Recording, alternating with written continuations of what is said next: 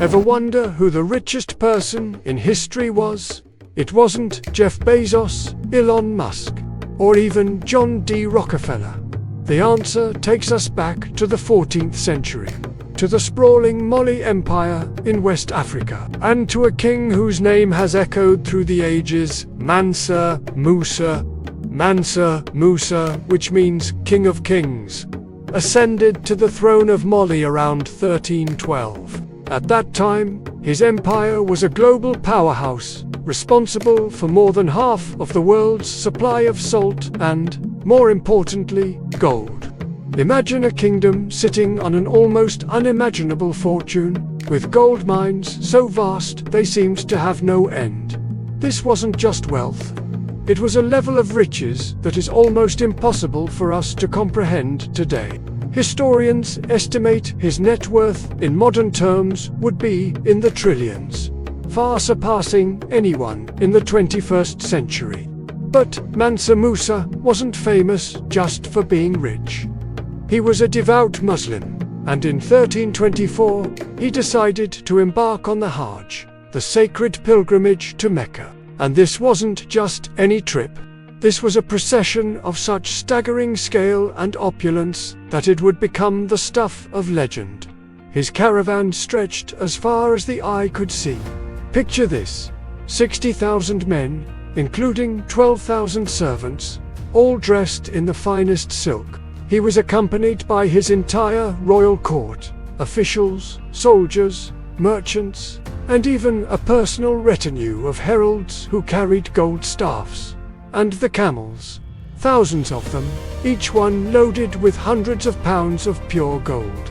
As Mansa Musa traveled across the Sahara Desert and through major cities like Cairo, he didn't just pass through, he made his presence felt. He was incredibly generous, giving away gold to the poor, donating to mosques, and spending lavishly in the markets. In Cairo, he gave away so much gold that he single-handedly caused the local economy to collapse. The value of gold plummeted and didn't recover for over a decade. His generosity was so immense that it destabilized an entire region's economy. This single event put Mansa Musa and the Mali Empire firmly on the world map. For the first time, European cartographers began to draw the Kingdom of Mali and its legendary king on their maps, often depicting him holding a golden scepter or a nugget of gold. But his pilgrimage wasn't just about showcasing his wealth. It was also a quest for knowledge and a mission of cultural exchange. He returned from Mecca with scholars, architects, and poets, determined to transform his kingdom into a center of learning and culture. He commissioned the construction of magnificent mosques and universities, most famously the Sanka University in Timbuktu. Under his reign, Timbuktu became a world-renowned center for education, trade, and Islamic scholarship, attracting students and thinkers from across Africa and the Middle East.